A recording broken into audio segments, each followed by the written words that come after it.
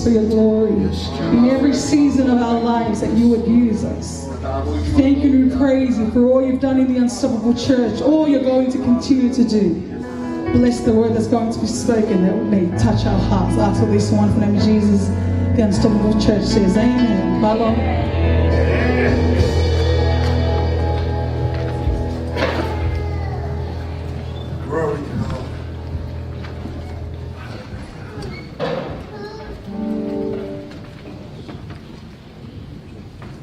Amen. Amen. Amen. Tapui. Kita mau uwi. Kalau kita mau uwi, mau uwi kita tu dia. Lagi tu apa tak mau nak buat feel. Betul. Kita tahu betul kan. Amen. Tapi kita orang mari menifai manusia si. Yes. One we get out of Hakoma Behet and if Malo he get out of empower us to do his will. The Fafeta go from Malo, I go hike it out of. Can we get out of Hakoma Behet? From Malo, who Tari or Tahakotobe, Wafa, but away to see Sukalai, Wafa to for all boy. If you are new in this congregation, we welcome you in the name of our Lord Jesus Christ. Hallelujah.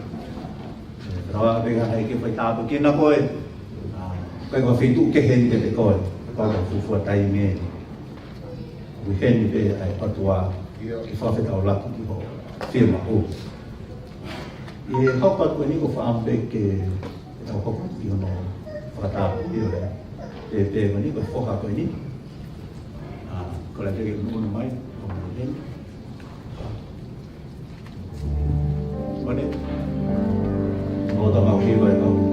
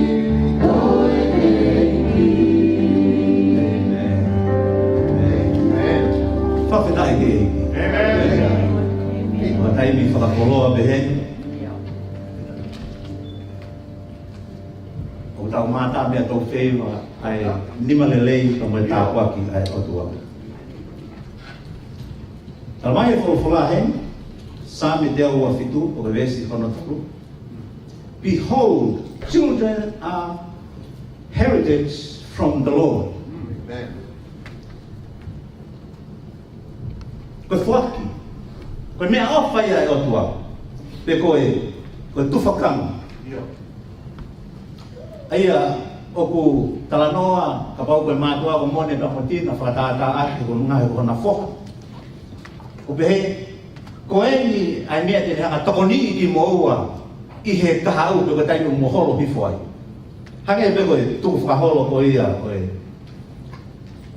koloa e tamai o alu I he foha. Ko me ai te hanga ko hoko ai. Kapau na fa ko tu tamai e ta ko ki e foha. Amen.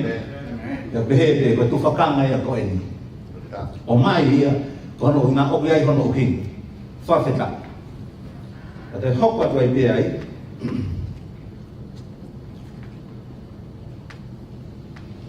O kai ko ia be ka hono uhinga. Ko ko lo ke tauhi. Ke lau ke ne maluki. Ada mai ko me ofa ia di tau. Amen. Ko ha ai dia wai dai mlahi mo tau sio I ho tau mama ni mai aho ko ni. A hono whakai haua pe hono ngau ko ia si whakai whanau I ngai whanua keke. Amen. Aku whakau a wai dai meni o whakamahu inga ia me ko loa ia I he mea ofa o tuana ne o mai. Uonga Kehe ahono anga amoy na hine o koko.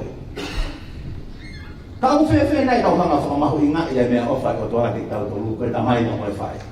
Me ani o tau very highly honored. O tau mo ni aki a pe tau ita wa pe ko tau ka e tau tolu me ofa malo pe ka o se ne mo wi an. O ta no ke anga tau ki o fa. Ta no ki anga hono fo tu he o tua ko ia. Ai fa nau e fa fo mai. O tu ko ta ko ki ia. Te ri mo ai fo ka ko. Samuel I no ke fi nau ma. Bless. Oi ke mata pe no fata pu I ko ho mo wi Samuel I no ke fi nau ma. O tu yo fe ma ke te fata pu I. Te mo ta mai.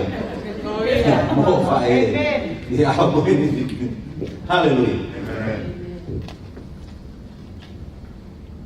Ikono hinga ka tutupu hake Samuel o fo e fai na ta e mga tuong na e pila te ko mo. Ihe tuba na ke fai ko mo. Ko mo le ko ma haki.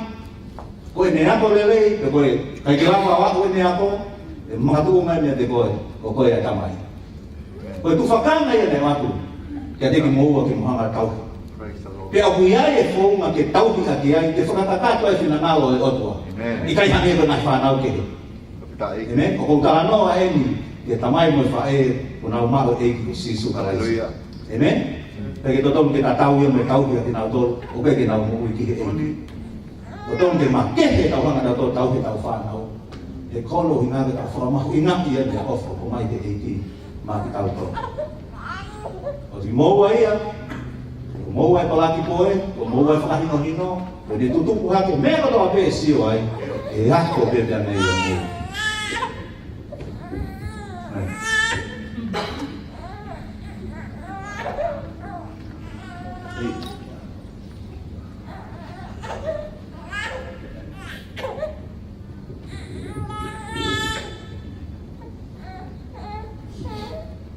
Samuel inokisina. Mau kata aku di sini, mau apa yang hati? Kok mau weekend ni masih. Mereka mau apa? Dia mau tahu kita, yang hanya tahu kita. Itu yang ada hal apa itu? Dia orang yang hoppalan, dia kamata anak mau. Itu ya, waktu mai mau tu kau apa mau tu fesini. Kita tahu dia mau tu pasok itu kalau dia masih. Aku kina mai ai hati hasil sino mule. Kami kita ini halot o fok ata eki. Kalau nak ke me anau eki ia kahak o ini mo wi. Dia fok tu fok ata. Amone dia fok setina yo no hake tama yo eki. Dia kuasa si sukala isi. Amen. Mendatang ini aku tak tahu.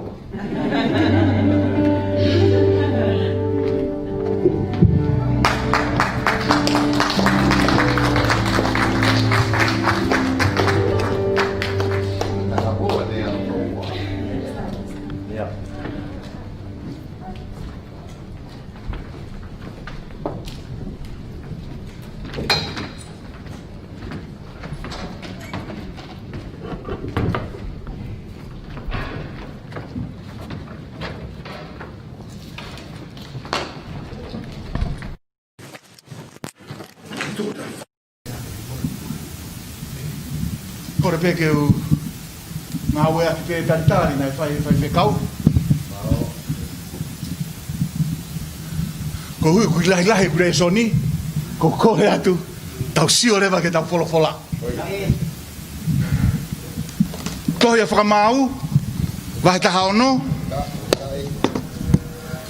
Te ulau atu ia me hono vesi ono, ki hono wanoa.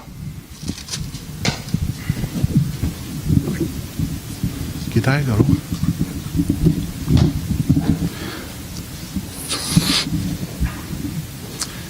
Famole mori te kamata lawa tu me vese no fa ke vese no wanoa.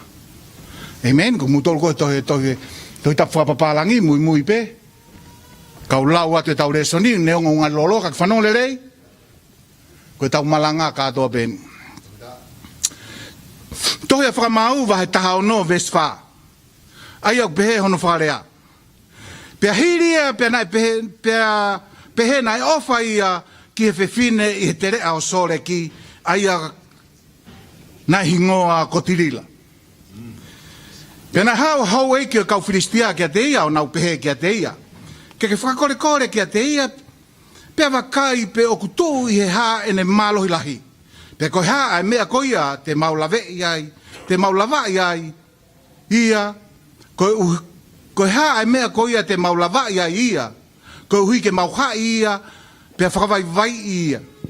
Pea te mau takitaha atu kia te koe, ha konga siriwa e tahawhe mā te au. Pea nai pehe tilila kia Samson. O kukore kia te koe, tala mai kia te au, o kui he ha aho mālohi lahi, pea e whahai koe, ake ai ha ke whakawai vai koe. Pea nai pehe Samsoni kia te ia, ka pau te nau haia ki au ai afo mata e fitu aia nai kai tauaki te vaivai ai o hange ko ha tangata ke he. Pena toki omi kia te ia e hou eiki o kau Filistia ai afo mata e fitu aia nai kai tauaki. Pena ane haia ki ia. Pena e tū teu ia e kau tangata o nofo mo ia i he potwhare. Pena e pehe e ia kia te ia Samsoni. Ku hoko e kau Filistia kia te koe. Pena e motuhi e ia e ngahi afo o hange koe motu ha foi filo vai o kulave ki he afi. Pea koia nai kai ilo ai ene mālohi.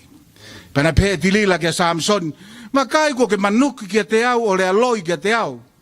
Koe ni o kore kia te koe, talamai kia te au a ia e whahaia ki koe. Pe pehe e ia kia te ia, ka pau te nau hai au, aki ai ngahi mai a fōu, aia nai kai ngā ue aki, te uvaivai ai o hoko o hange koe tangata ke. Ko ia nai toi ai e tilila ai ngahi mai a fōu, pe hai aki ia, o ne pehe kia te ia Samson. Ko ia te koe ai kau Filistia, pe na ia e kau toitoi, na nofo mo ia i he potwhare. Pe na ne motuhi ia mi hono ni ma, o hange ha fōi filo tuitui. Pe pehe tilila kia Samson, ko ke whai manuki, pe kia te au, pe ale aloi, mai. Tala mai kia te au, e hai koe ake ai ha. Pena e pehe e ia kia te ia, ka pau te ke whiha wāhenga lo ulu e fitu o hoku ulu, whakataha mo i lalanga. Pena ne whakamau a ki ia ai whao o ne pehe kia te ia. Samsoni, koe te koe ai kau Filistia. Pena e aha ke ia me i ene mohe. Pena e alu ia mo i whao o i fua kau pea mo i lalanga. Pe pehe e ia kia te ia. O ku whewheho pehe, o ku ofa kia te koe. Ka o ku i kai ia te au ho ofa. Ko ke ka i au o riunga tolu, pe aku te si tala kia te au, pe aku tu i he ha a ho mālohi lahi. Pena i hoko pehe, i he ne tau kawe, ne rea kia te ia, i he aho kotoa pe, o whakawhiu i ia. Nai mamahi ai hono lau maari e o te imate. Ko ia nai whakaha kia te ia hono loto kotoa pe, o ne pehe kia te ia. Nai kai hoko hatere ki hoko ulu, he koe whakamawahe au ki he otua mei he manawa o eku whae. Ka pau e teke fua au, pe e more ai eku mālohi e te au. Pe te hoko o vai, pe te uhange koe tangata ke. Pe he mamata e tirila ko ne whakaha kia te ia hono loto kotoa. Nai whikau e ia, o ui ke hau ai hou eiki o kau Filistia o ne pehe, mo hau ke toi tātua taha, he ko ne whakaha kia te au, a hono loto kotoa. Pena hau ai ai ngahi eiki o kau Filistia kia te ia, pena omi ai ngahi paanga i honau ni ma. Pena ne whakamohe ia ki hono tui, pena ne ui ke hau hatangata, ke ne tere, ke osi hono tope, lo ulu e fitu. Pena ne kamata whakawaivai ia. Pena more e ne malohi ia te ia. Pena pehe ia Samsoni, o kia te koe kau Filistia. Pena e aha ke ia me e ne mohe. Pena ne pehe, te alu atu hange koe ku wha alu. O tupe iau.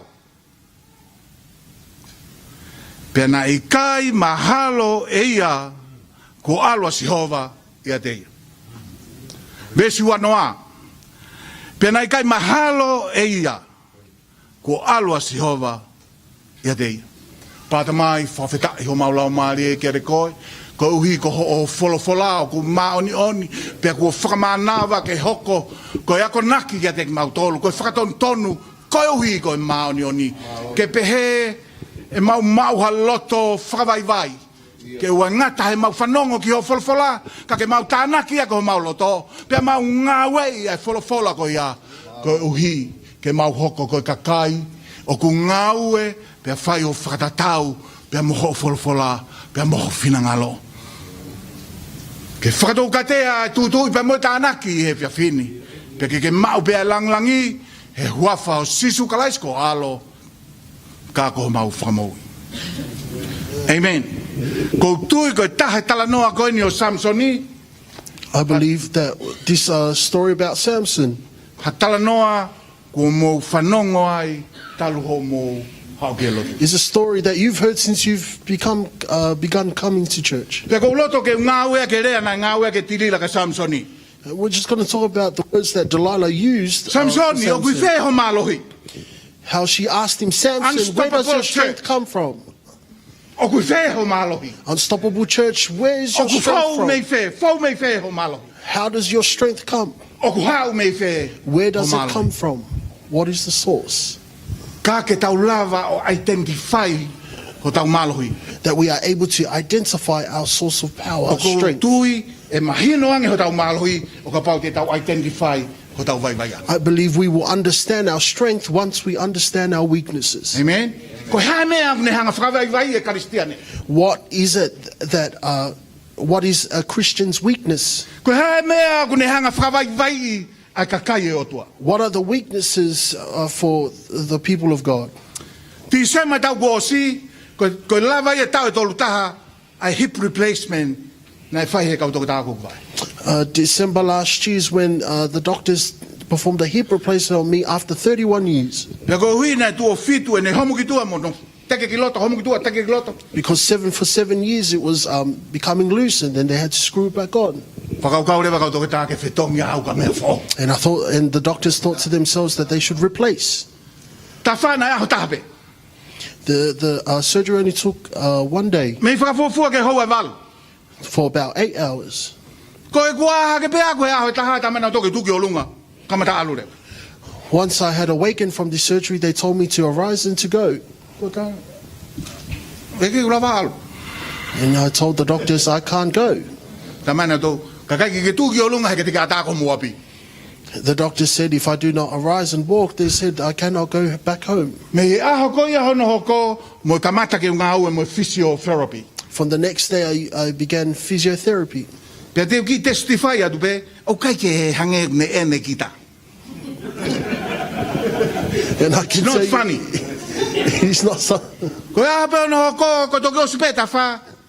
Ko ngai whakamaro sino ko ena nau whai ki hoko vae, kai whenga ke walu. Toi pe ke wala hifo ke physio. The exercises that the physio had taken me through after my surgery was Ka not koe mea ena ne pleasant. tala mai. But this is what they said to Mosese. me. Moses, Hei kai koe te ke lava ko alu lelei whakawhalala ho vae koe ku mālohi. you cannot go just always depending on Te your, ke toki your lava leg pe that is o strong. alu lelei, ka ke ka tokanga e vae koe ku vai vai, te whamalohi e You vae can koe ku only vai vai. learn to walk properly if you learn to depend on the leg that is Kai ke weak. hau he ni ke tala noa ki whare mahaki, ka pau ke whakaukau ki whare mahaki. I'm not here to talk about the hospital or the O treatment. ko i in the he ni hospital. au ke tala noa ke maui whakakaristia nei. I'm here to talk about our Christian walk, He koen, because this is it. ta tau ai pe ho mālohi he ngahi e ria ke. No matter your strengths in different E kei areas, whakawai vai ai pe koe, he ngahi e ria koe, o ke vai vai kia. there are still weaknesses that you may have. Hallelujah! Amen. E ta tau ai pe ho mālohi, he ngahi e ria ke. The same strength you have in many E kei areas, whakangata ngata pe koe, he ngahi vai vai, ngahi e ria. you will still be limited by your weaknesses in other areas. E tāpua ki tau tolu e o tua. God will bless us. Tene hanga favor ki tau tolu. He will favor us. Ne hanga whaki mo tare niti ka ki tau He tolu. will give us talents. Ka ko hai e ka kai ko ke ilo. But who are the people that you know Palo mesi te na wau ke whainga tuunga maulunga. promise you that they will get to a high position? Kai he ahoni, kai ke nau lava ha mea, koe hui Ko vai anga. but today cannot accomplish anything because of their Tau si o weaknesses. televisione he kau he politician. We see Au visions whakapolitika of politicians when Alu they make hake ha taha. promises. Pe whakau kau ko toko tahaini. O warpe ku ilo ane keisi. Malolo e. When they become high and prominent and then they face a Malai situation sipoti. in sports or Alu athletics. hake haki tangata. I mei lalo au ke under 20 pa tau whakau kau ko toko taha ko ni. Ko tuai ane alu hake ke na alo e ol. Exit. We'll see a young athlete who's making his way up. Whenau tolo e ahoni. But where are they now? Ko hui. Iai Elia. Na kai ke nau toka mai. Nau vai anga ia. Na kai ke nau toka mai. Because there were areas that they were weak in that they did not take notice of. Pega pau ka ki hau hata ko ata mai. O ke whakau kau ki ai. And if there is no one who comes to mind, Tuku ke introduce ia tu e taha tangata he wholofola. Ko Samson ia noi. let me introduce to you this man named Samson. Ke mana tu i me Sunday school. You remember from Sunday school. Talanoa Samson ni. Whakamau wahe taha tolu. Ki he vesta hao. The story of Samson in the books of Judges Talamai ko chapter Samson 13 ni. Ko to whakamau 16. whakamui mui taha ia. O Israeli. He's the last judge of Israel. Kawilo ne tamai ko te me he whahinga o te ni. Ko manoa. His father was from this certain tribe. Kai ke talamai hingoa ne whae. Kau talamai. Nai kai ke hana whanau. He didn't mention his mother, but he said that they had no children. O hange pe ko ngai whae wholofola. Nai kai ke hana whanau. Hai angelo me o tua. Talangi ke whiwhine ko ni. Just like many other women who were barren, and then the angel of the Lord would appear. Te ke whaale e tang. They would bear a child. Te ke ngata i nai talangi he angelo. And not only that, the angel. Ia e also said, mea te ke whai. E ia e mea he ka te ke whai. there are things that you can do, and there are things you cannot do. Ia e mea te ke inuai. Ia e mea he ka te ke inuai. There are things that you may drink, and there are things you cannot do. Ia e mea te ke kai ai. Ia e mea he ka te ke kai ai. There are things you may eat and things you cannot eat. Ko e uhi. Because Ko tama kona ki homana wā. the child you are about to E hoko conceive, ia ko Nazarene. Nazarene. you'll become a Nazarene. Ko Nazarene ko lea hau ko e mea ai. E hoko ia ko whamavahe masi ho. You will become separated for Christ, for Me God, he ne whaale pe. O au ke ne mate. from his birth until his death. Ko e uhi. Na ia e tau mua e o tua ki he pepe ko ni. Because there was a purpose for God for this child. Pea ko Nazarene ko toa pe. And all the Nazarenes, Te ke lau he tohe anō mi pā, ia e mea tolu o whakangata ai a Nazarene. there in the book of Numbers, there are things that the Nazarenes are limited by. Ulu aki, The first, kai ke ne lawe ki ha olokaholo. they cannot drink alcohol. O siusi o holoi ni ka ke futola i a Nazarene, e? Pamore more bega pau ka Nazarene ko. Ua, he kai ke ne lawe pe ala ki ha sino, tangata pe ko ha manu kumate. They cannot touch any person or animal that is dead. Pe ko hono tolu ke ilo le rei e ha. And the third, Kai ke toi ai ha here kosi kono, he kai ke toi whaha kosi kono ulu. they cannot cut their hair or shave their head. Ko e hui na talang he angelo ke whae ko ni. Because the angel said to this mother, Ko tamasi ko ni e hoko ia ko komanta he taua Israeli ke ne hanga i kunai e tau e Filistia. he said about Samson that he will become a commander for the army of Israel. Te ke lau e talanoa ko ni whiunga ni mo tau e whanga fulu. If you read that this is 40 years Hono prei e Filistia pe haua Filistia nofo i loto Israeli. that the Philistines had taken over Israel. Pe ko tau mua le vai o tua ke tamasi ko ni. And that was the purpose of God for Samson, Pe ke whakakato pe whakahoko e whatongia na ai he o tua ke tamasi ko ni. that he will fulfill the promise of God. Na ne whakakoloa e tamasi a ke malo. And he gifted Samson with strength. Te ke lau e toi tapu, Sunday school, ko hai e tangata toa taha e toi tapu, You read in the Bible who is the most courageous. pe tari mea ki whanau Samson. It will say Samson. Sio ke malo yo Samson. See the power and the strength of Samson. Hawa Samsoni fitaulaki mo laione, Samson came Tamate across e a Samson e lion, laioni. and Samson had killed it. Sio ke malo Samsoni. See the power of Samson. Hai Israel Samsoni o angi ki Filistia. They had bound Samson and taken him to Philistine. I nau feinga koe ke tamate e Samsoni. And when they tried to kill him, the Philistines, Aki e koua he as. Na ne tamate ai toko tahafi. with the jaw of a donkey, he killed many of the Alu ki Philistines. Askeloni. O ne tamate ai toko tolungo fulu. Toho na ngai te unga. Ko koe peti na ne fai. He defeated 30 of the army. Ko Samsoni ko tangata toa tahaia. Samson was the most courageous, strong. Nai kai ke aha taha e lava tuuha ke ka Samson. There was no one who could stand against Samson. Nai kai ke lava ha kautau ke tuha ka Samson. There was no one of the army who could fight against Ka Samson. ne ongo ko toa e malohi koni na wang he otua.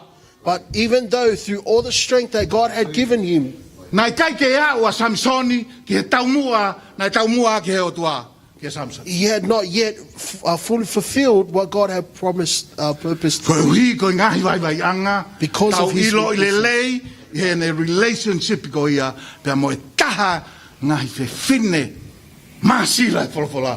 Because we know of his relationship with this woman, Delilah. Tilila. Taha ngahi hingoa wa ki tau whaingoa ke tau whanau.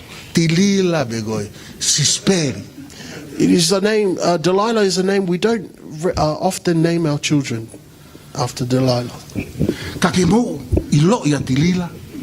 But you know Delilah, Ko au ke pahia Filistia ia Samsoni. Tamate i honau kakai. Laka tupeia ki loto o Filistia. I hene whaiteria. Eva ka whainga whiwhine uni fie mau. Alo atu ki ai. Kukitu. the Philistines were growing weary and tired of Samson. Whakauhai nau ngahi ngowe. He destroyed their crops, their plants. Tamate i honau kau kono kakai. He would kill the Philistines, their people. Haole vai. Ai kau tangata eiki. Mantui ko ngai kolola lahi nima Filistia. Pea ko ngai eiki ni mana na ua mai gatile. So there were leaders of these 5 parts of Philistine had come together to conspire against Samson. Ka te mau taki tahawhi te au atu. Ai konga siriva. Ka ke kumi ange. Ko hae mea au iai e malohi. They promised to give money to Delilah if she could find where does his strength come Pea ko from. maari e ia he talanoa tilila. And I find it interesting about this story. Ko ene kamatape ase a tilila. When it starts, when Delilah shows, Ko ne ura kirea peka Samsoni. this is what she said Kai to ke tangi Samson. Samsoni ko ofagia te koe. No. Kai ke ne tangi Samsoni. Ai ke tamari ke make it work. Delilah didn't say that they should be married. Ko ura kirea peka Samsoni. Tilila ka Samsoni. Samsoni. O kutu he haho malohi ke mau hai koe pa whakawai ko. The first thing Delilah said, ask Samson, is where does your strength come so that we may Keilo bind you? talanoa. You know the story. Talangi Samsoni. Ka mau ka haia ki au ha maia e fitu neke ke ngawe aki. More humalo. He said, if they bind me with 7 fresh bowstrings, not Kui yet kui dried, whape mata then I shall Samsoni be a gone." hake. Ko fumaia ni e fitu fou o kuhai aki. Then Ko he haina went ne to hai. sleep and woke up and found himself bound. So who do you think tied him up? Ko tahi ne ai be. Ko tahi ne ai be. It was the girl. It was the lady. Pope honoa. Second night, Tangi tiri Samsoni. Delilah Tuku a said, fe holoi. you have mocked me and told me Tama mai pe kui lies. fe ho malohi ke mau hai koe ki mai mai. Please tell me where your strength comes so that you may be bound. Tangi Samsoni. O, ka ke kama ka muhai aki ha maia fou kai ke ngawe aki. More ho mai mai. If you secure me with new ropes that haven't been used, then I will Kui use my kui strength. whape mata Samsoni a hake. Samson fell asleep and woke up. Haia ke maia fou. Ka Filistiani loto fare. They Tu haka Samsoni o tamate ka dona. Samson woke up, found himself bound with new strings, and the Philistines inside his Ah, ono house tolu. killed them all. Tangi Third day. tiri la. Samsoni. Delilah said, Tuku a holoi. Tala mai ang epe kui fe ho malohi ke mau hai koe ke whakai Delilah vai said, ko. stop lying to me. Tell me where your strength comes from so that we may bind Talangi you. Samson. Samson Ka pau said, te mau fiha wahenga ulu e fitu. Pe whakamau te vai vai. Said, if you weave the 7 locks of my head into the web of the loom, Hange pe ko ia tau hoko, ko ene kui hifo pe a hake. just as Samson fell asleep, he woke up. Foi wahe ngai fitu hono ulu ko si fi, ko ai e hai. He found his hair braided. Who do you think braided his hair?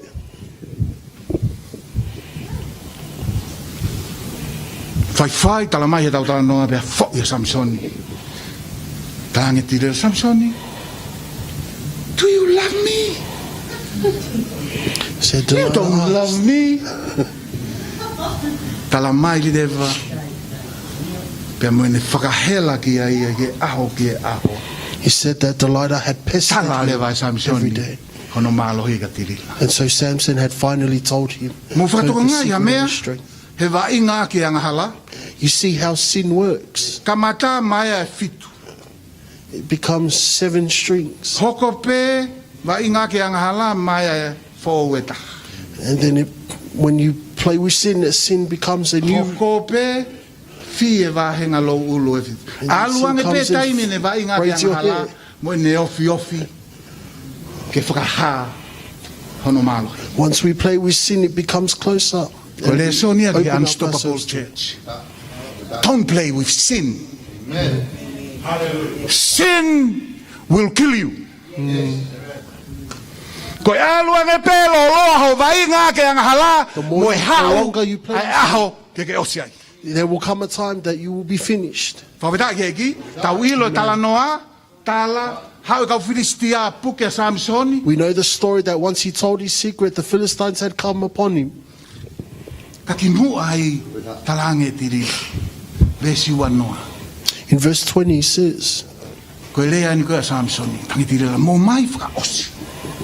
Ko ini kuni tala mai hono vai vai anga. Delilah said to the leaders of the Philistines, come, he has told me his Samson. weakness. Tō haka kau Filistia ai, And then Delilah woke him and said, the Philistines are here, Samson.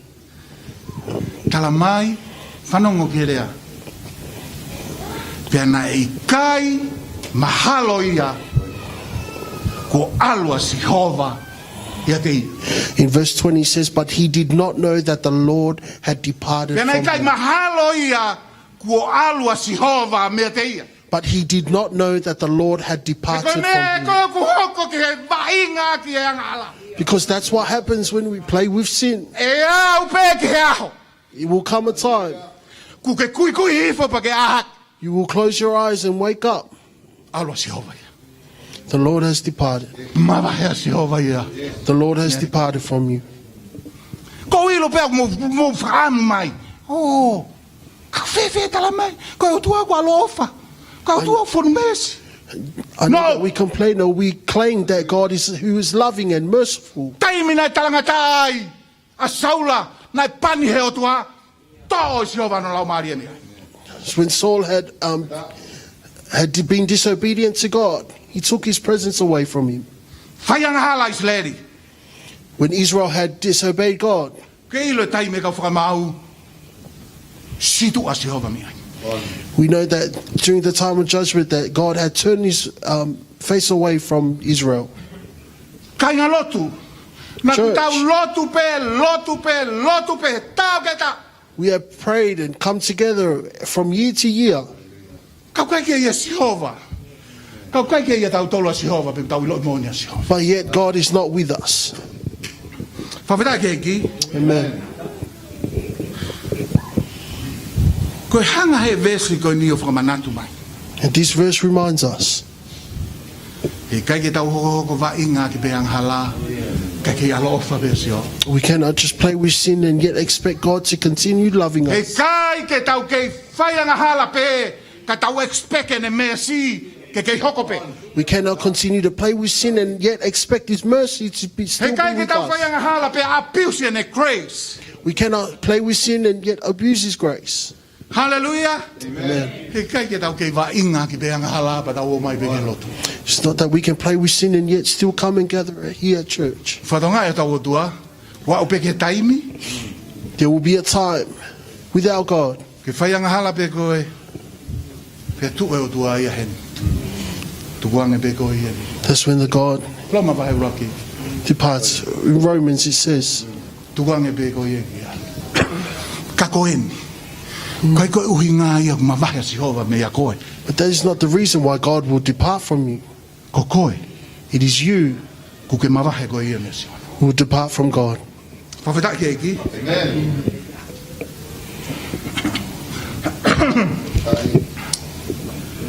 Te koe taimi ko ia tau mavahe ai me si hova. And the time that we depart from God, Panongo lelei mai an Stopper Paul Church. listen carefully, church, Koe tau mavahe me si hova. that when we depart from God, Koe tau mavahe tau toria me he source of life.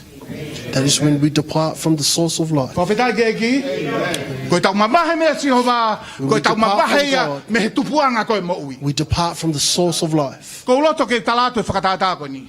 Let me give you this Mana tō e illustration. taimina e talangata ia atama mo iwi. Remember when Adam and Eve disobeyed Talamai God? e talanoa haere ato tua. It says that God had walked Ko hui kuna whakatoka ngai kuna te ere fua. because they realized that they were naked. Ko mea na na whai ko na paki mai lai fiki o fufu ia ki no te ere fua. Once they realized their nakedness, they had taken fig leaves to But cover then themselves the up. relief is cut off from its source of life. Ka koe lai fiki ko ia, ko paki mai ia me he tupuanga moui. So when they had taken those Amen. leaves, they had taken It's it from only its a source. matter of time and it will expose your nakedness. Yeah. Amen. He koe mavahe me o tua. Because when you depart from God, Koe mavahe me tupuanga you moui. are departing from the source of life. Whakaukaua Samsoni ke mavahe ia me o tua. Thought Samson had departed from God. Pea whialau ai pe tohono mata. See that they had taken his eyes He was kui pea Samsoni. because he was already spiritually blinded. Amen? Amen. Was kui pe ia. Ki mu au te. Samson was already blind before they took his eyes out.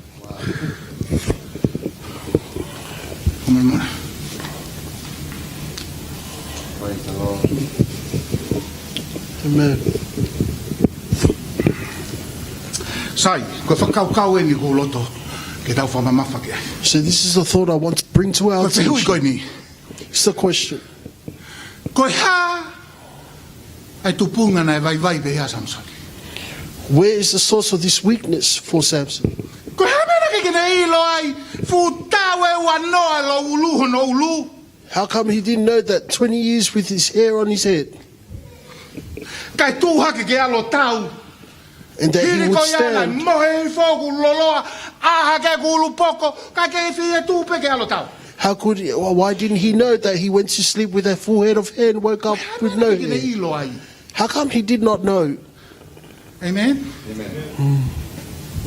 He ko ilo ka pati tau identify ai vai vai anga Samsoni. We can identify Samson's weakness. Ko mea ta tau pe ia tau vai vai e se sa ki so. It is the same thing that we also have a weakness in. Pea e tau lo i o tau vai vai anga. And if we know our Tau weaknesses, i lo i lewa. Ko whe, pe tuu, o kau mi ai. we can know where it comes from, its source. Uluaki. Firstly, Nai whakawhalala ia ki hono ongo. he Si tu ai me moni. he depended on what he hears, Pena what he e, heard. he focused on his feelings.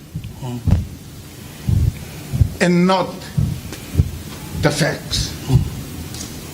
Nai whamama whai ai hene ongo. He depended on on his feelings O ne siaki ai moni. and not on the facts. Okay. Tau siaki hen. Tuo tolu. 3 times Eke atilila ka Samsoni. Ko wheho malohi. that Delilah had asked Samson, where does his strength come from? Mo loi pea Samson. And Samson lied to her. Amen? Amen. Haya ki au e mai a fitu. To bind means 7 bowstrings. Mohi fo pea Samsoni. Samson slept. Aha ke.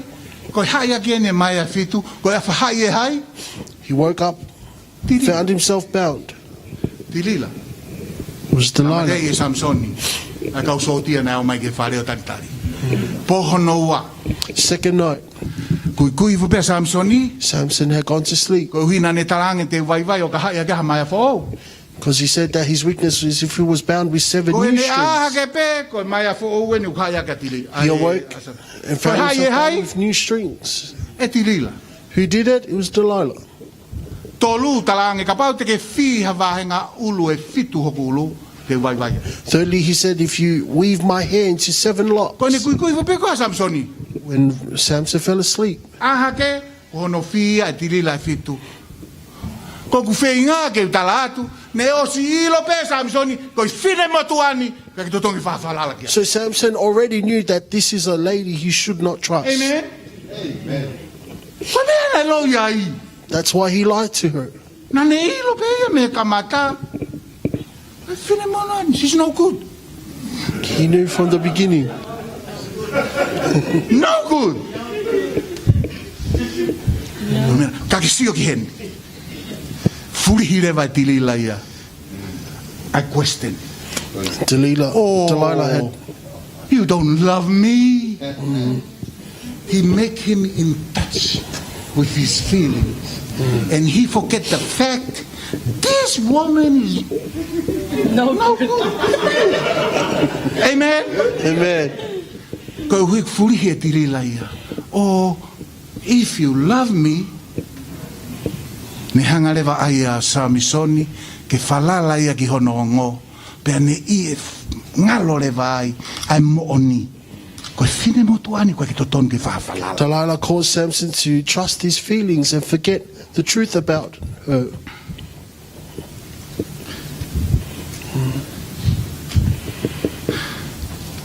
Te talatu hame I'll tell you one thing. mo ilo mau taha o ku hoko ke tau tolu One of the greatest ko loi ko e o tala mahe kakai. is not the lies that people tell you.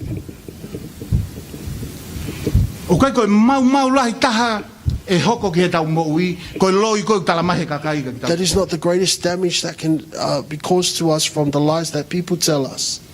ka koe loi koe o tau whakakui ki ai lolotonga e tau ilo moni ka tau whakakui ko oh I'm in love. But it's the lies that we continue to be blinded by, yet continue we believe. Tu ke talatu Unstoppable Church Let me tell you, church, koe taha ia ai whahinga ongo that is one of the ne feelings. toho aki ilai taha whanau ka mo siasi ke mamao me lau maria o tua Taking our Koe children to ongo be i- away from the presence of ofa. God is to be loved. I'm in love. Pea ko ilo pe maha kua taha heni kai oh I'm in love with my boyfriend. And I know there may be someone I'm in here love who with feels my that they are in girlfriend. love with their partner, with their other. Whanau le rei mai ka te au. Listen Mahalo carefully pe to me. moni pe ho ngo au. Maybe it is right what you feel, Ka mo ilo e ngo. but you know Ka ke what you moni pe ia he feel. taimi koto. It is not always the truth all the Amen. time. Pa koe ke kovia ke mumau e ongo ko ia. I'm in love. It is not bad to feel that Doesn't to have make you feeling bad. of love. It make you human. That you have that feeling. Ka koen. Mahalo pe moni, mahalo pe loloto. Ka kui kai ke mooni he taimi koto. But it's not, our feelings aren't always truthful every time. Amen. Amen. O kulili ngo fua pe. Ai Our- ngo ia. Our feelings will always change. Na ke hau he kamata malanga na ke ongo i o ngari ko malanga ko ni e vave. We thought that you felt in Deni yourself ni that maybe kulili ho this pakau preaching will be quick. malanga ni ngari e lolo.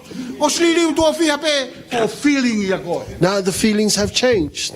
They will always change within you. Mo ilo ha me ko fatonga e to tapu. This is what I've realized about the Kai pe Bible. te whakaha he o tua ia no fina ngalo. Before God has Ki he ongo ko e o tangata. God has never He revealed mo His oni will he to taimi the ko feelings toa of people, because our Hallelujah. feelings will not be truthful. all Tai the milahi time. ko e tau ongo fie mau ia ke ai e moni ki ai. Our feelings need to be backed up with truth. Mana tu e lau e palo vea pe. What I it says in told Wesley Ma, Proverbs. Trust in the Lord with all your heart and Lean not to your own understanding. Amen. Understanding is part of our emotion, feeling, and desire.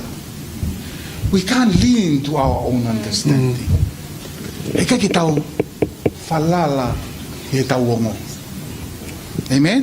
Ka mosio ke masila dilila. But you can see how cunning Delilah was. That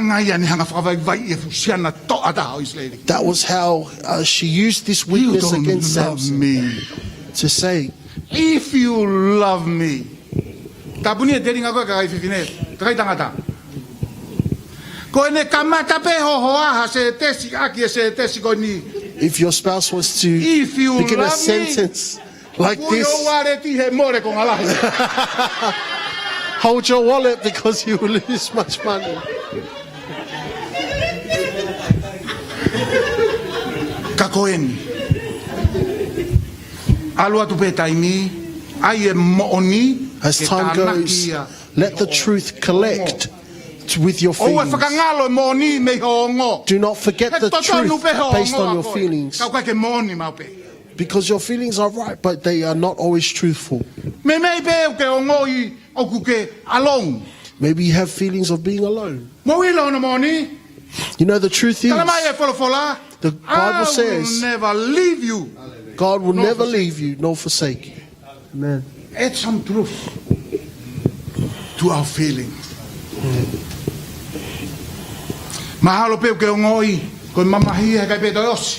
Maybe you feel that the pain will never end. Sorrow may last for a night. Joy come in the morning. Amen. That's the truth. You may feel, but the truth is. Mahalo pe ke ngoi. Fulah ye me afai. The truth is, all things are possible with God. Amen. That's the truth. Amen. You may feel too much. The fact is, all things work for the better of those who love God. Amen? Every now and then, add some truth to your feeling. Amen. It may be real, but it's not always right. Amen. Amen? Point hono wa. Second point.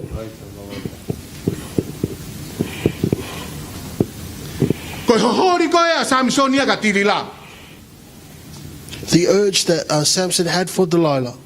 Na malunga ke ia ihene whapapaui honoloto pe kone dedicate ke se hoa. Was more important to him than the dedication of his commitment Ke of his lawe life tala to noa God. more pe taimia Samsoni I Filistia pe.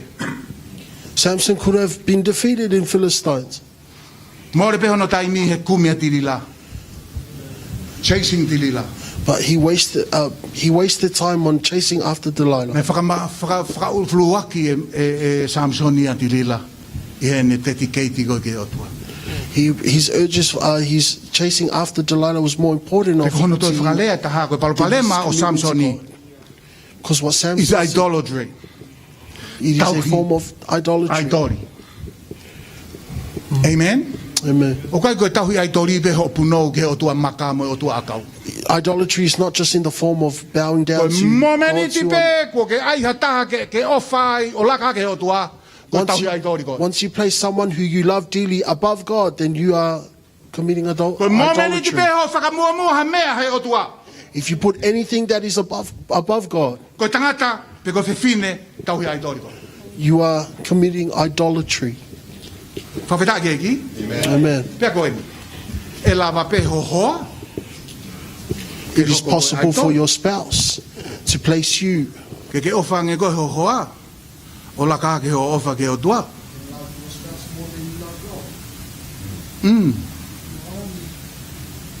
Tuku pe he, ka tau hoko atu ke poini ko hono ua. E lava pe ho ngā we, ke hoko koe aitori. Kai pe te ke te tō mui koe ke ho ngā we, ho toku tua pe ko whawhiwhi marie, la ka mai ke lotu. I tēnā to. Ai ngā ue. Ko whata ki hange ko alu pe e meni kai pe te hatai. Alu pe ke whakalongolong. Ko ho whanau. Your children, Lava pe ke hoko koe aito. they can become idols. Tau sio he whangi whanau he te unga ke heka ki lava ko taifu. You can see kids in many different clothes. You cannot tithe. Social media. Social media. Ko tuai peke ke a ko kumi ho Facebook. Ko haina reply, ko haina like. Amen. It can be an idol. Amen. Ko ki kala to ko mea kovi. But God must become first. Amen. Ka ko vai vai anga ya Samsoni. La kange ne ofa ka tiri la. That was the La kange weakness ne of turia tiri la. Samson. And it dedicated he o tua na ne oange koe ai malohi ki ai. Where his strength comes from. E koe mea ia ko ilo ilele ai na kaike ne ilo ko mavahe a Sihova mea te ia. And that's why he did not know that God had departed from him. E na kaike ne tisaea e ia a tilila ai o tua uluaki. Because he did not desire God. He desired Delilah. Amen? Amen. Ka koe. Mo ilo ka kai hanga he o tua whakahaki na tolu huno pinangalo. You know the people who God reveals his will Ka kai to koe unau whakamua. Pete nau tisaea hono loto loto. are the people who are hungry for his presence. Amen? Mo ilo ka kai o ku ngāwe aki he o tua. The people that God uses Koe ka kai koe whika uluaki pia Sihova he nau mo. are the people who put God first in everything. Amen. Pia ko hono whakaofofa. Ai o tua o tau tauhi. And that is the wonderful God we serve. He koe lahi ange pe koe tau whakaamua ia. Because the more we hunger or desire Koe after lahi him, ange pe ia ne whakafondu ki tau tau. the more he fills us with his spirit. Amen? Amen. Na lahi ange ne turimui e tiri lahi ne turimui ke o tua na ne whake ange malohi ke. His Tolu. desire for Delilah was more than his desire Ka for ianga God. Samsoni ko sio ke ai. Point 3. Ngā ue sio kita ke malohi na e wange he o tua. What is it? Shokita.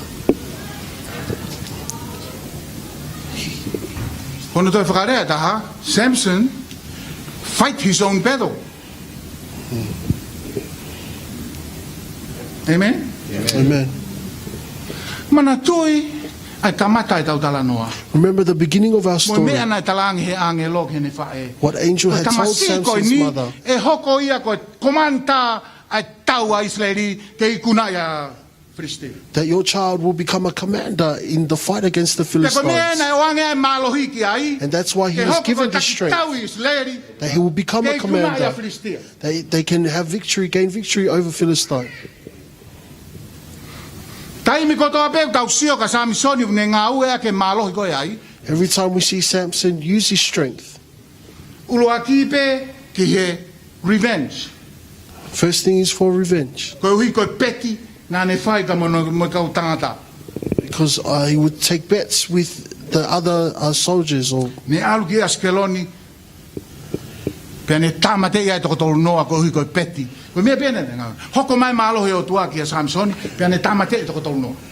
God's strength came upon Samson and he killed 30 men. Ngā ue ki pe Samsoni e malohi nai wange o tua ke hoko ko komanta e tau a Israeli ke whakawaiwai a Philistia. Samson used the strength that God gave him to defeat these men. Ke malu ia ki pe ne mo ui me o hofia e kausotia e toko tahafi. That his life is protected from many armies that opposed him. Ngā ue ki pe Samsoni e hono malohi maana pe. He used his own God's strength for his own gain, his own Ko profit. whi mau ke talang Samsoni. So you could say, Samson, Mea nina kai ke talatu o whae, pia ko wilo na talangi ni whae. is this not something your mother had Tau told ua e you? malohi koe na atu ka koe. The purpose Pia of ke this taki strength. e tau a Israeli. Is that you would lead Israel Pia au ke ne mate halata ke ne taki e tau a Israeli. until he died. He had not yet led Israel to fight Au ke ne victory mate against o Philistine. ke nofo pia Philistia i loto Israeli. Even unto Samson's death, Philistines are still ruling over Israel. Ngā ue ak beha no malohi ke proteki ak beia, pia revenge, pa moe pati, pa mono ngai kau ngā mea. He used his strength for his own gain, his own benefit. Mo ilo ha mea whakamamahi, Ko ha mo ui na e very promising like Samson. Ke lava ke whakahoko ai tau mua o tua. There's a life that is very promising like Samson's, but yet cannot fulfill what God purposed it for. Pea iko mate, ia taia hau ke putu. And that they would pass away and yet no one would attend their funeral. Mate Samson ke ia taia tangi hono putu. Samson had died and yet no one cried for him. Mo ilo hamea, neongo na ilifia i Filistia ka Samson. Even though the Philistines were afraid of Samson. Na nau whihi aki ai, whamone. Even though Neongo na nau whihi ai a Samsoni. the Philistines hated Samson. They never afraid of him. They were never afraid of him. Na kai peke na ilifia na tolu aki ai, ko inga, na toko tape a Samsoni. Because he was only one man. Na kai kia kau tau ia. There was Na no kai kia army. mahenia Samson. There was no friends of Samson, Pea au ke mate a Samsoni. even unto his death. Kai peke a tae hau kono putu. Because no one would Ka koe attend his mean ko funeral. whatonga ki tau tolu. E au e tau moui ke tūnga, more tau moui. Te kiki e tau tokoni tau tolu ia kata. There will be a time where we will lose our lives, yet we have not helped or supported anybody. More tau moui, te ki tau lave e tau tolu ia haloto hata. We've wasted our lives, yet we have not dedicated our lives to helping Ko someone. mea whakamamahi ko ha moui, o ku promise e au ke tumu. Kai more, te ki ne whawhanga i hata hau masiba. How sad is it for a person's life to be Te ki ne promising, but whawhi i yet hata hau more ono lau mai. he has not fed anyone in need or helped anyone in need. He ka pau pehe tau moui, mo ne lau koe palo vea pe. If that's how our lives are, Proverbs is true when it says, life is in vain Ka koha wa inga e tau moui. if we Tokon play mai with e, our lives. whaosi, nganolo. Lastly, Na kaite ne iloi ai tupuanga hono malohi. he did not know the source of his strength. Na ke ilo e Samsoni ai tupuanga hono malohi. Samson did not yet know the source of his strength. Sai, talaanga e Samsoni ke atilila, ko hoku malohi i hoku ulu. Samson had told Delilah that strength comes from my hair. Mo ilo mene whakaukau pea Samsoni, You think why Samson would have said this or thought this ko way? hihe nau talatu he kamatanga, ko Nesarin ko toa pe, ue whakangatangata e tolu, he kake na ngofua ki ata. Because he was told since he was young that Nazarenes were Ka ko people hui who na alu ya had mari these Filistia, characteristics.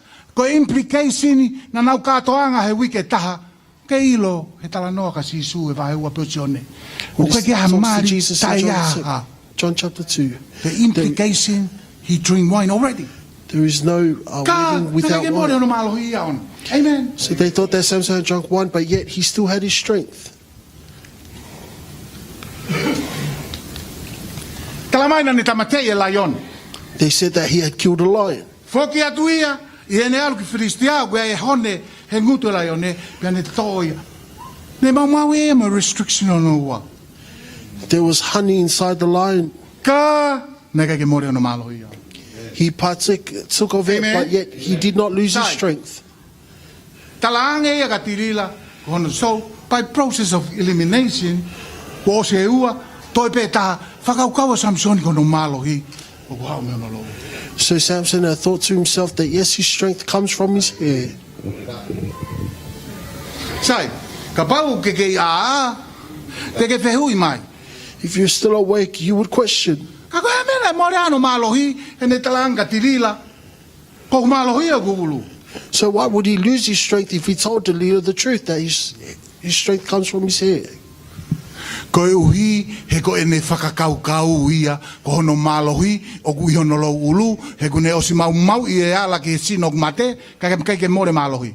Because he thought that his strength was in his hair, Pe but osi yet inu he he had waine broken ka the ke laws more of hono Nazarene. malohi. When he touched the dead animal, or when he partook of wine, alcohol. Pe koe whakakau ia Samsoni o lo ulu. So Mo ilo that's mea why ka he ke thought more to ano himself. malohi, he ne ala ke sino mate, That's why he didn't lose his strength mo when ilo he mea broke ka the ke law more of the ano Nazarene, malohi, he ne ala ke olo ka holo, or when he touched alcohol. ko e uhi ko e alo ofa si ova o tolonga o taingata. Because God's love and Ko mercy ne fai endures mercy forever. o whakafo he pongi. Ko mea ne God's ke more mercy is ano new every malohi. morning. Ka ko hono malohi ne kai ke I hono ulu. His strength was, the source of strength was not in his hair. Ka pau na e ilo e Samsoni ai tupuanga hono malohi. If Samson had known the true source of his strength, Na e kosi pe hono ulu ona. He would cut his hair. Ala pe ke laione. He would kill the lion. Inu pe o wai nei. He can drink a wine Kai more no malo iona. and yet still retain his E strength. koen.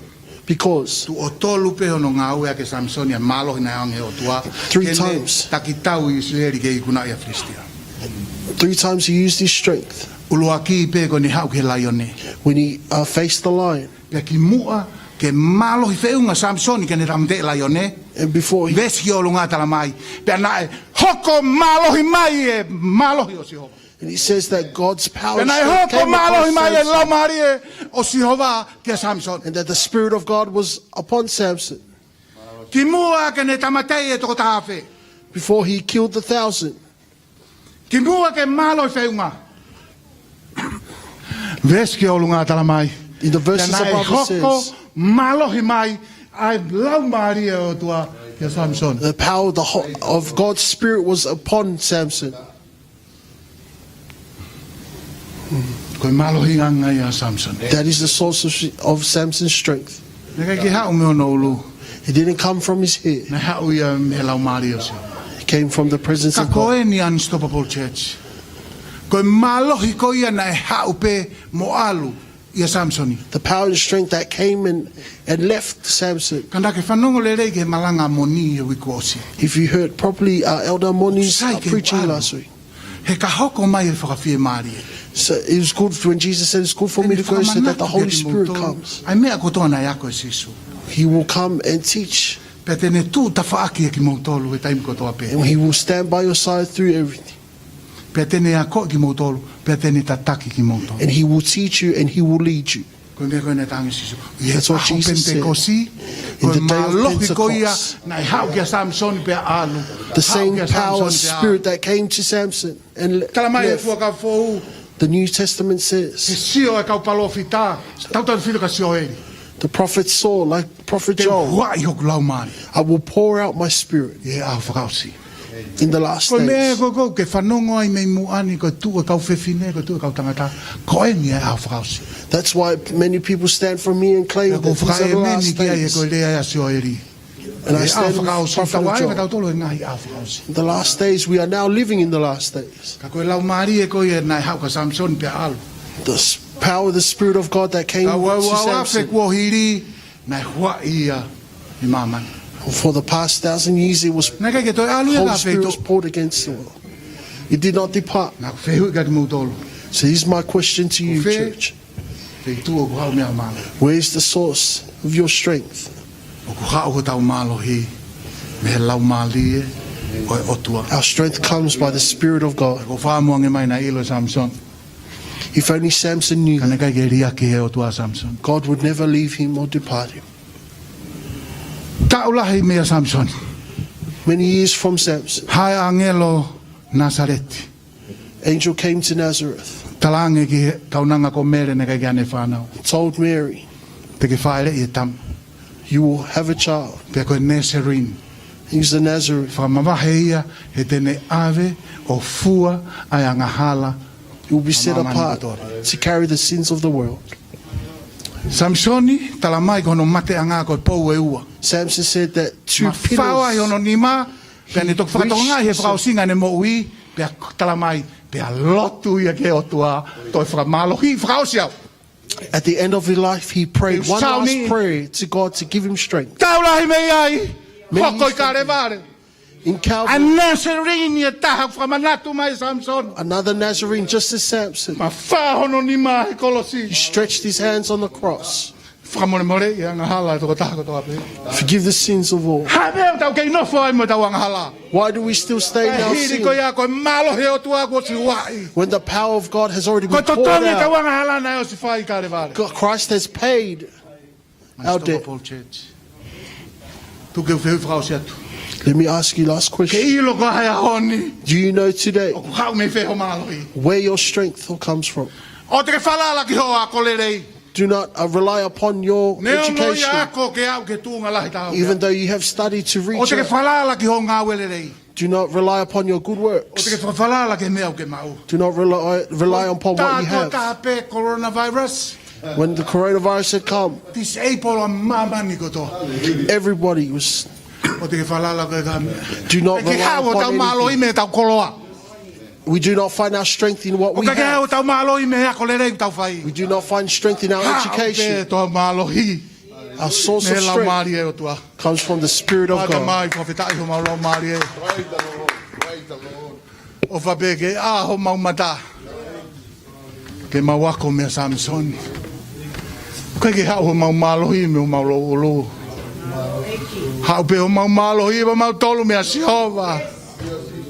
Koe o tua e kau tau a isleri.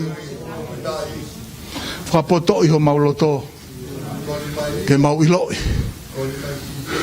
Ho mau ngai vai vai anga. Ko ke mate kolosi. Ke whamaa ki mau tolu me vai vai ko toa pe. Ko kakai ki mau tolu mau fonu lau maarie. Ko kakai ki mau tolu. Ko kakai tāpuaki. Tapu kenda ho Siale Unstoppable Church. Ala makehe ke mo ia fai kau mo noa. Ka mo fatongia ke ri faki na uma ta koe. Koe ni ku mau no atu pe ke o si tau. Pa fai fatongia o ma koe ni ta ki mo ta mai fala mari. O fai fala mari de ma to. Tapu kena kau elders. Ka mo na mai family ka mo na fala. Na tu ma pe ko kau popo. Mau pe o fala la kasi o ko i ko le ia. Ko ki ko ni ko ki ko nei sina na o ko to na fa. Aki na tolo e kau asa. O ke si ka fa na. Sia sa sto ko chechi. Na o ia ki mau tolo ko kakai o mau ilo a fe tu o kwa me o mau ni. Mau tau ia o mau tua fa ia mo mau fala la ni. E wa fa pe o si.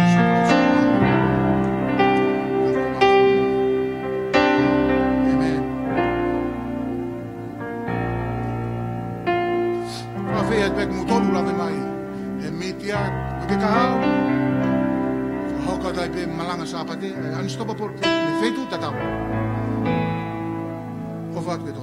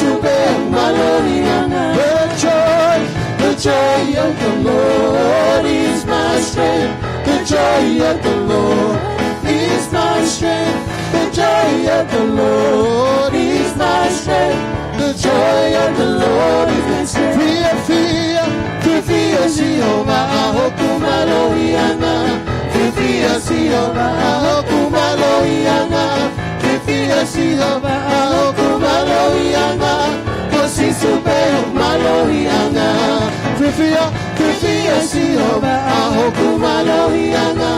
Kufia siyo ahoku malohianga. Kufia siyo ahoku malohianga. Kosi supeo malohianga. Satan had me bound when Jesus set me free. Satan had me bound when Jesus set me free. Satan had me bound when Jesus set me free. Singing glory, hallelujah. Jesus set me free. Nahayawe setane, kahawe sisu. Nahayawe setane, kahawe sisu. Nahayawe setane, kahawe sisu. Glory, hallelujah, kahawe sisu. I'm so glad Jesus lifted me. I'm so glad Jesus lifted me. I'm so glad Jesus lifted me. Singing glory, hallelujah. Jesus lifted me. Say, look what the Lord has done. Look what the Lord has done. He healed my body. He healed my body. He touched my mind. He saved me just in time. I'm gonna praise His name. His name is just the same. Come on and praise Him. Look what the Lord has done. Look what the Lord has done. Look what the Lord has done. He healed my body. He touched my mind.